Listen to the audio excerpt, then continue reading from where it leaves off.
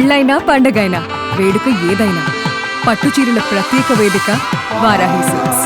World cup New Zealand క్రికెట్కు శాపంగా మారింది.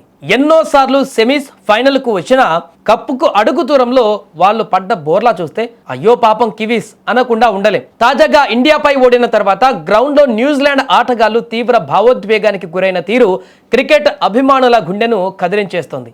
క్రికెట్ ప్రపంచంలో న్యూజిలాండ్ జట్టుకు ఒక ప్రత్యేక స్థానం ఉంది. వాళ్ళని గుడ్ గాయ్స్ ఆఫ్ క్రికెట్ అంటారు.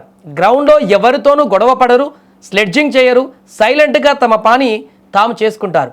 కానీ అదృష్టం మాత్రం వాళ్ళతో ఎప్పుడు దాగుడు మూతలు ఆడుతూనే ఉంటుంది. వరల్డ్ కప్ లాంటి మెగా టోర్నీలలో లీగ్ దశలో అదరగొడతారు, సెమీఫైనల్ ఫైనల్ వరకు వస్తారు. కానీ కప్ కొట్టే ఆ ఒక్క అడుగు దూరంలోనే బోల్తా పడుతుంటారు. ఆఖరి మెట్టుపై వాళ్ళకి ఎదురయ్యేటువంటి దురదృష్టం అంతా ఇంత కాదు. అసలు న్యూజిలాండ్ జట్టుకి ఐసీసీ ఫైనల్స్ అంటేనే ఒక పీడ కలగా మారిపోయింది.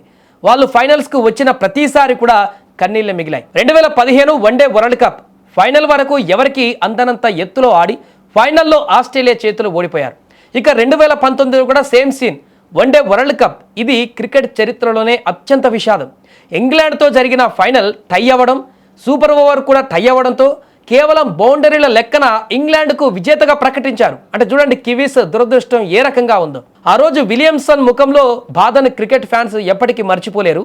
ఇక 2021 టీ20 వరల్డ్ కప్లో మళ్ళీ అద్భుతంగా ఆడి ఫైనల్కు చేరారు.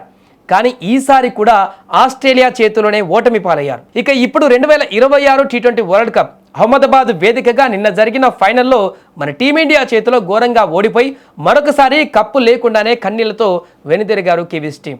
ఎన్నిసార్లు కింద పడ్డా మళ్ళీ లేచి నిలబడేటువంటి వాళ్ళ పోరాట పటిమకు నిజంగా హ్యాట్సప్ చెప్పాల్సిందే. ఒక భారతీయుడిగా టీమిండియా కప్పు గెలిచినందుకు గర్వంగా ఉన్నా, ఒక సగటు క్రికెట్ అభిమానిగా న్యూజిలాండ్ ఆటగాళ్ల కన్నీళ్లు చూస్తుంటే మాత్రం చాలా బాధగా అనిపిస్తుంది. వాళ్ళ నిరీక్షణ త్వరలోనే ఫలించి ఈ కివీస్ టీం ఎప్పటికైనా వరల్డ్ కప్ గెలవాలని కూడా మనసారా కోరుకుంటున్నారు క్రికెట్ అభిమానులు.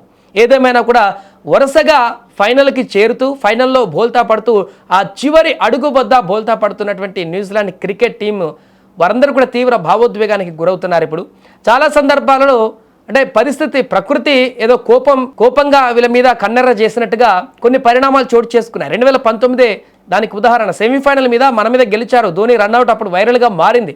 ఆ టైంలో ఆల్మోస్ట్ కివీస్ ఇంకా కప్పు కొడుతుంది అనుకున్నారు. కానీ చాలా ట్విస్టులు నెలకొన్నాయి. అక్కడ వర్షాలు పడడం, డే ఇంకొకటి ఎక్స్టెండ్ అవ్వడం మ్యాచ్కి, అయినా మ్యాచ్ టై అవ్వడం, దాని తర్వాత సూపర్ ఓవర్ కూడా టై అవ్వడం, ఇలా వరుసగా పరిణామాలు జరిగిన తర్వాత కనీసం ఇరు జట్లనైనా సమానంగా అప్పుడు విజేతగా ప్రకటించలేదు. ఆ మ్యాచ్లో జరిగినటువంటి వింత ఇప్పటికందరికీ గుర్తుంటుంది. ఇంగ్లాండ్ అదేవిధంగా న్యూజిలాండ్ మధ్య ఎవరెక్కువ ఫోర్లు కొట్టారో క్యాలిక్యులేట్ చేసి ఆ ఫోర్లు ఎక్కువ కొట్టినటువంటి టీం ఇంగ్లాండ్కి విజేతగా ప్రకటించారు. అప్పుడు చాలా వివాదంగా మారింది.